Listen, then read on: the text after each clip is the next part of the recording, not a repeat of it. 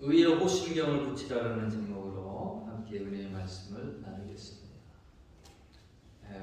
우리는 눈으로 보이지 않지만 영적 세계가 있다는 것을 알고 있습니다. 또한 우리 신앙생활을 영적 전쟁 가운데 있다라고 하는 것을 또한 알고 있습니다. 성경을 할 수만 있으면 택하신 자들도 미혹해 하려고 이 사탄 마귀가 우는 사자처럼 그렇게 삼킬 차를 도로 찾아가는다라고 그렇게 성경은 경고하고 있습니다. 여러분, 이 영적 전투에 있으면 또한 우리의 대적자 사탄이 삼킬 차를 찾고 있다라는 것, 이것을 아는 것과 알지 못하는 것은 영적 싸움에서 천지 차이다라는 것이죠. 지피지기면 백성백성이다, 그런 말이 있죠. 적을 알고 나를 알면 전쟁에서 효과적으로 맞서 싸울 수가 있기 때문에 100번을 싸워도 100번을 이길 수 있다라는 것입니다. 사도 바울은 이와 같은 영적 전쟁 가운데 있는 우리에게 전신갑주를 입으라 라고 그렇게 말씀을 해주셨는데요.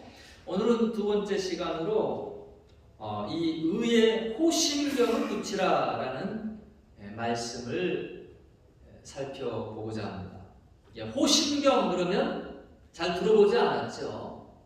좀 낯선 단어입니다. 이 호심경은 로마 군인들이 심장과 중요 장기를 보호하기 위해서 가슴에 댔던 구리 갑옷입니다. 우리 새 번역 성경에서는 가슴마기로 그렇게 번역을 해놓았고요. 예전 개역 한글에서는 이것을 흉배라라고 번역을 했는데, 이 흉배라고 하는 것이 무엇인고 하면은 우리 사극 보면은 그 신하들이 앞가슴과 뒷가슴에 새 모양과 또 호랑이 모양으로 해서 붙이고 있었던 그 사각 그 옷자 혼급 조각이 있어요. 이것을 흉배라고 합니다. 이것으로 가슴과 배가 보호될 수가 없죠. 잘못된 번역이라 할 수 있을 것입니다. 이 호심경은 구약 이사야 59장에 하나님의 그 무장의 모습에서도 나타나거든요. 이사야서 59장 17절로 18절에 보면 의로 호심경을 삼으시며 구원을 그 머리에 써서 투구를 삼으시며 보수로 속옷을 삼으시며 열심을 입어 거옷을 삼으시고 그들의 행위대로 갚으시되 그 대적에게 분노하시며 그 원수에게 보응하시며 성들에게 보복하실 것이라. 하나님께서 무장하시고 나오시는 그런 모습을 이와 같이 설명을 해주고 있습니다. 바울은 영적 싸움에 나가는 우리 그리스도의 군사들에게 이와 같이 의의 호심경을 붙여야 된다라고 말하고 있는 것이. 그럼 좀 더 구체적으로 이 의의 호심경이 어떻게 쓰이는지 한번 생각해 보기로 합니다. 첫 번째로 의의 호심경을 붙이고 마귀의 참소를 막아내라는 것입니다. 마귀의 주된 공격 가운데 하나는 우리를 참소하는 거예요. 이 참소하는 것이 거짓의 아비이기 때문에 아주 교묘하게 그럴듯한데 거짓이죠. 과장해서 또한 참소를 합니다. 그래서 다른 사람이 들으면 솔깃하게끔 그렇게 참소를 하는 거죠. 마귀는 이처럼 우리의 죄를 지적하고요, 고발합니다. 그래서 참소하는 자라 그렇게 불려집니다. 요한계시록 2장 17절 말씀에 보면 내가 또 들으니 하늘에 큰 음성이 있어 가로되 이제 우리 하나님의 구원의 능력과 나라와 또 그의 그리스도의 권세가 이루어졌으니 우리 형제들을 참소하던 자 곧 우리 하나님 앞에서 밤낮 참소하던 자가 쫓겨났다라고 말해주고 있습니다. 마귀는 우리를 쓰러뜨리기 위해서요, 우리의 죄된 부분, 약점을 물고 늘어진다는 겁니다.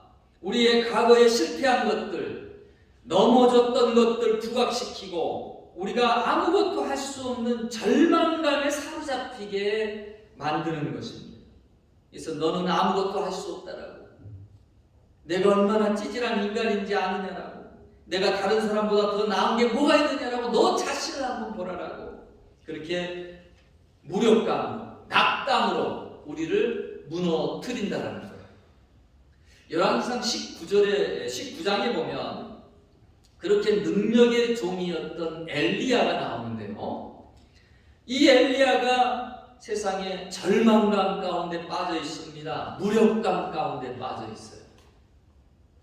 가뭄 가운데 기도를 통해서 비를 내려 가뭄을 해결했던 선지자, 바알과 아세라 선지자 850명과 어떤 신이 참된 신인가 대결해보자 그러면서 하늘로부터 불을 내려 제단을 다 불태우고 그 850명을 거짓 선지자들을 죽였던, 하나님의 살아계신 여호와가 참된 신이 누구인가를 나타냈었던 그 능력의 종, 그래서 이 엘리야를 불의 선지자라고 부르기도 합니다.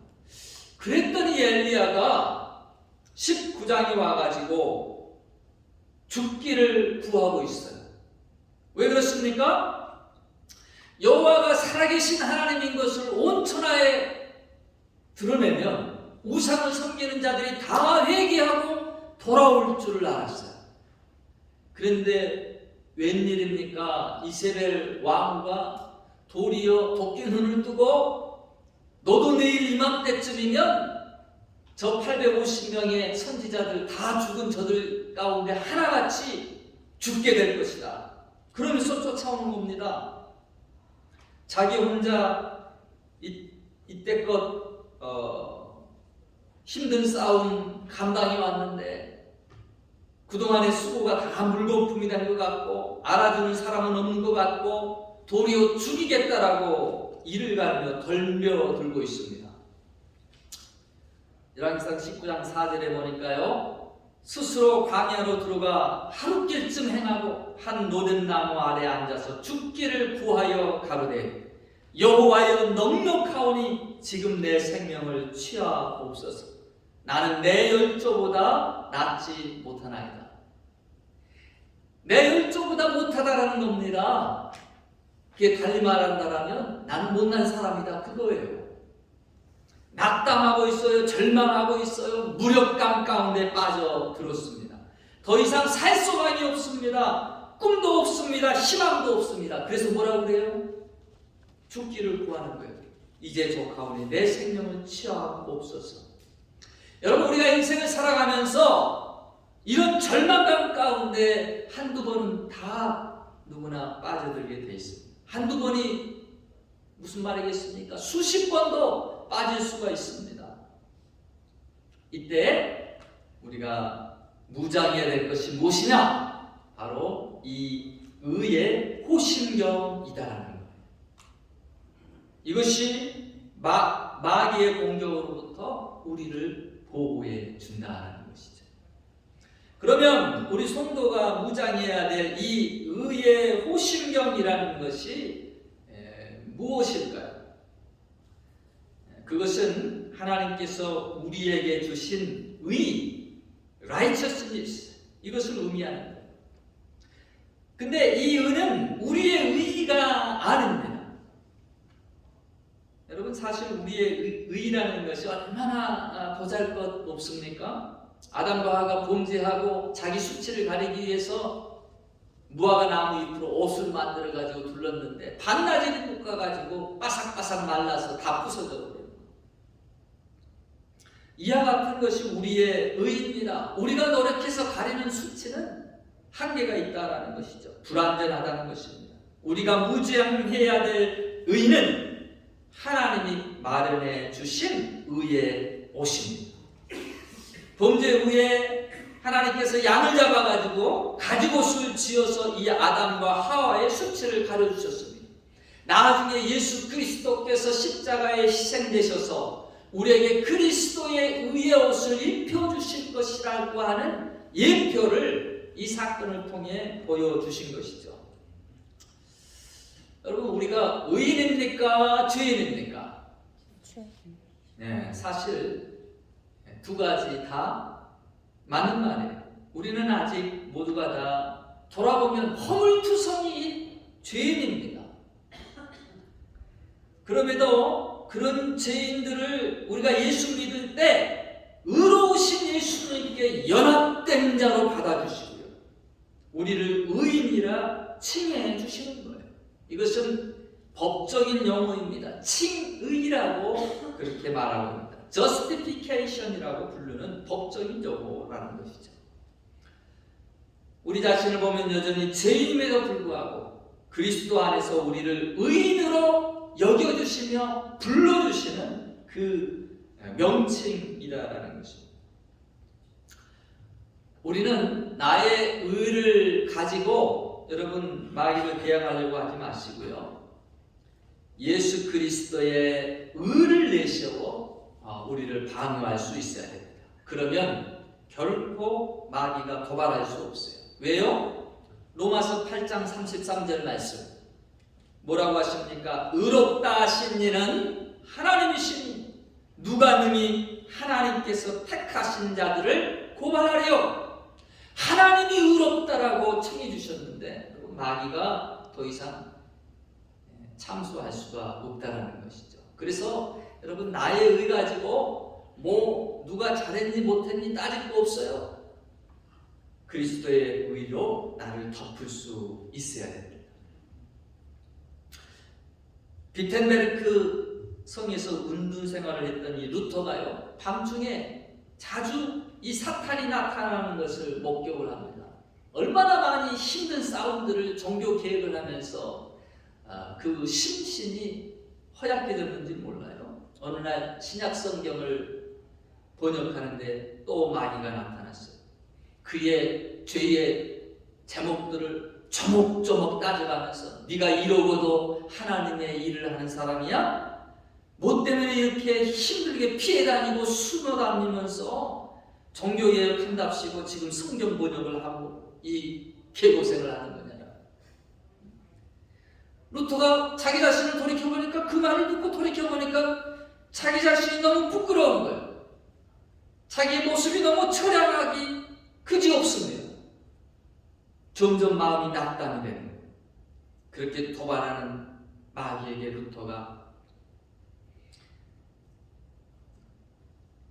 이 사탄에게 잉크병을 집어던지면서 나의 죄는 십자가에서 예수님께서 다 사해 주셨다. 나는 거룩한 하나님의 자녀다. 사탄아 쏘 물러가라. 잉크병을 집어던졌어요. 사탄이 도망갔습니다. 이 비텐베르크 성 안에 루터의 방에 가보면 벽의 일부가 파였고요, 그 주변에 잉크 자국이 흩뿌러져 있다고 합니다. 이 루터가 마귀와 벌이는 이 영적 전투를 주제로 다음과 같은 찬송을 지었습니다. 찬송가 585장이죠. 내 주는 강한 성이요. 2절 말씀을 가사를 보면 내 힘만 의지할 때는 패할 수밖에 없도다. 힘있는 장수 나와서 날 대신하여 싸우네. 이 장수 누군가? 주 예수 그리스도 만군의 주로다. 당할 자 누구랴? 반드시 이기리로다. 여러분, 하나님께서 우리에게 주신 예수 그리스도의 의의 호심경을 붙이고 마귀의 참소에 무너지지 말고 굳게 서서 싸워 승리하시기를 축원합니다. 두 번째로 이 의의 호심경을 붙이고 그리스도의 의를 닮아가라는 것입니다. 사실 이 본문의 의가 칭의를 뜻하는 것이냐, 그리스도인의 삶에서 이루어져야 될 의, 곧 성화의 의냐를 놓고 간혹 논쟁들을 합니다. 저는 개인적으로 분명히 이 의의 호심경은 전적인 하나님의 의라고 생각합니다. 이것은 논의의 대상이 될 수가 없어요. 왜냐하면 우리의 의의는 온전하지 않기 때문입니다. 온전하지 않은 그런 의의를 호신경으로 삼으면 값이 될 수가 없어요. 또한 성경은 누누이 우리의 구원이 어디로부터 온다라고 그랬습니까? 행위로 오지 아니하며 은혜로 되는 것이다라는 것을 강조했다라는 것이죠. 근데요, 그럼에도 불구하고 하나님은 우리에게 의의 열매가 맺혀지기를 원하신다라는 것입니다. 마지막 때 예수님의 그 혼인잔치 설명하는 비유가 마태복음서에 나타나는데요. 예수님 혼인잔치 때 임금님이 많은 사람들에게 초청장을 돌렸습니다. 아니 근데 나는 밭을 샀습니다. 나는 소를 샀습니다. 나는 장가 들었으니 그러면서 뭐 이런저런 이유로 참석하지 못하겠다라는 거예요. 그래서 사거리를 종들을 통해 가지고 보내서 지나가는 사람들을 다 초청해 가지고 이 잔치자리를 메웠습니다. 근데요, 그 모인 참석자 가운데 임금이 불러 보니까 그 중에 예복을 입지 않은 자가 있는 겁니다. 이 예복을 입지 않은 자 어떻게 했습니까? 마태복음 22장 11절로 14절을 보겠습니다. 임금이 손을 보러 들어올세 거기서 예복을 입지 않은 한 사람을 보고 가로되 친구여 어찌하여 예복을 입지 않고 여기 들어왔느냐 하니 저가 유구 무언이거늘 임금이 사안에게 말하되 그 수족을 결박하여 바깥 어두운 데 내어 던지라 거기서 슬피 울며 이를 가는 있으리라 하니라. 청함을 받은 자는 많되 택함을 입은 자는 적으니라. 예복 입지 아니한 자를 쫓아냈다라는 거예요. 뭔가 이 예복이 중요한 역할을 하고 있다는 것을 알 수가 있습니다. 이 예복이 뭘까요? 이 마태복음에서는 등장하지 않고 있지만 동일한 어린 양의 혼인잔치를 얘기하는 요한계시록을 보면 요한계시록 19장 7절로 8절에 우리가 즐거워하고 크게 기뻐하여 그에게 영광을 돌리세 어린 양의 혼인 기약이 이르렀고 그 아내가 예비하였으니 그에게 허락하사 빛나고 깨끗한 세마포를 입게 하셨은즉 이 세마포는 무엇이라고 했습니까? 성도들의 옳은 행실로다. 성도들이 입게 될 이 예복 세마포가 뭐라는 거예요? 놀랍게도 성도들의 옳은 행실이라고 말해주고 있습니다. 늘 은혜를 강조했고 우리의 구원의 행위가 우리의 구원이 행위가 아닌 것을 강조했던 이 기독교의 입장에서는 이것이 상당히 의외가 아닐 수가 없습니다. 근데 자세히 보면 여러분 이 세마포를 만드신 분이 누구실까요? 우리가 만들어 입었습니까? 아닙니다. 예. 이 세마포 NIV 영어 성경을 보면 was given 주어졌다라는 거예요. was given her to wear 입을 수 있도록 그 신부에게 주어졌다라고 말합니다. 누가 만들었느냐? 바로 하나님이 만들어 주신 것이다라는 것입니다. 우리의 옳은 행실을 여러분 만들어 가시는 분이 누구이신가?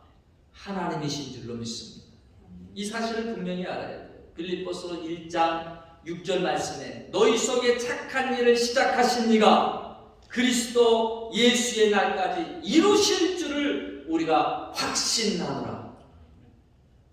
여러분 칭의를 얻어서 의롭다라고 받은 심령들은요 자연적으로 성화의 과정으로 접어들게 되어 있습니다. 마치 나무가 접붙여 있으면 자연스럽게 열매를 맺게 되는 원리와 같다라는 것이죠.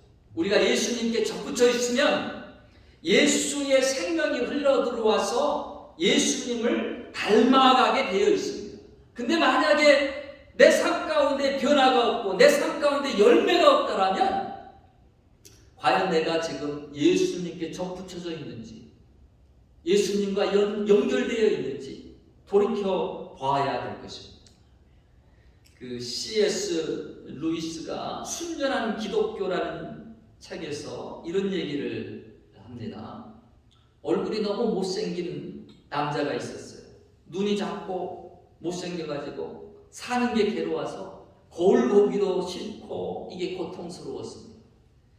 생각 끝에 얼굴을 가리기 위해서 이제 가면을 쓰기로 했어요. 이왕이면 잘생긴 가면을 쓰자 핸섬한 가면을 골라가지고 이제 쓰고 다닙니다. 가면을 쓰고 얼마나 오래 쓰고 다녔는지 나중에 가면을 벗어보니까 그 사람의 얼굴이 아예 가면의 얼굴이 되어 있더랍니다. 자, 마치 우리가 치과에 가서 교정기를 끼고 그렇게 생활하면 치아가 교정되는 것처럼 예수 그리스도의 옷을 입게 지내면서 내 안에 예수 그리스도의 닮은 모습들이 현실로 나타나게 된다는 거예요. 찰스 쉘던 목사님이 쓰신 In His Steps라고 하는 책이 있습니다. 1896년에 초판이 발행돼가지고 수천만 권의 책이 팔린 그런 책입니다. 이 한국에서도 종교 분야에 계속 베스트셀러에 올라와 있는 책인데요. 이 한국어로 번역될 때에 예수님이라면 어떻게 하실까? What do Jesus do? 라는 제목으로 그렇게 번역이 되어 있어요. 예수님이라면 어떻게 하실까?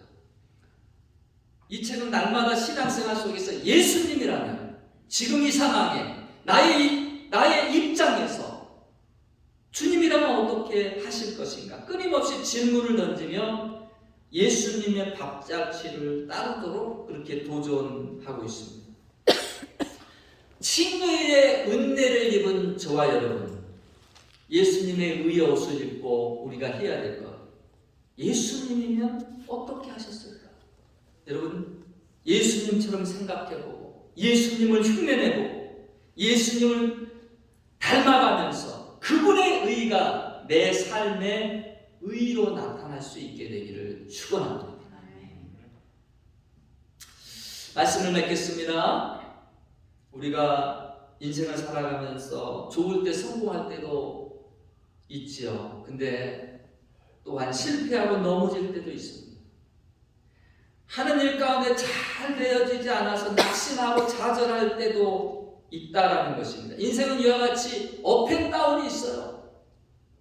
이 사실을 알아야 됩니다. 우리의 대적자 마귀가 이때라 싶어서 우는 사자같이 달려드는 거예요. 엘리야의 낙담 가운데 찾아와 이제 적하오니 내 생명을 거두어 주옵소서, 무기력감에 빠지게 만든다라는 것이죠. 잘못된 것, 죄악된 것, 연약한 것들을 지적하며 그를 참소합니다. 너는 패배자라고 내가 무슨 일을 할 수 있겠느냐라고 우리를 절망의 나락으로 떨어뜨리려고 공격합니다. 여러분, 그때에 의의 호심경으로 무장하시기를 바랍니다. 그리스도의 온전하신 의로 덮으시기를 바랍니다. 그리고 도리어 우리에게 의의 옷을 주신 그 하나님의 은혜를 목소리를 높여서 찬양하시기를 바랍니다. 그리고 선포하세요. 사탄아, 너의 쏘는 것이 어디 있느냐? 사탄아, 너의 이기는 것이 어디 있느냐? 예수 그리스도께서 이미 나의 죄와 연약함을 위해 십자가에서 다 감당하셨다. 나는 예수 그리스도와 함께 이미 승리를 보장받았다. 내까짓게 나를 흔들 수 있을 법하냐? 더 이상 나를 괴롭게 하지 말고 물러갈지어다. 나는 어린 양의 보혈로 승리하리라. 여러분, 선포하시기를 바랍니다. 악한 영이, 어둠의 영이, 실패와 좌절의 영이 떠나가게 될 줄로 믿습니다. 아멘. 의의 호심경을 붙이고 승리의 길을 걸어가는 여러분의 삶이 되시기를 주의 이름으로 축원합니다. 아멘.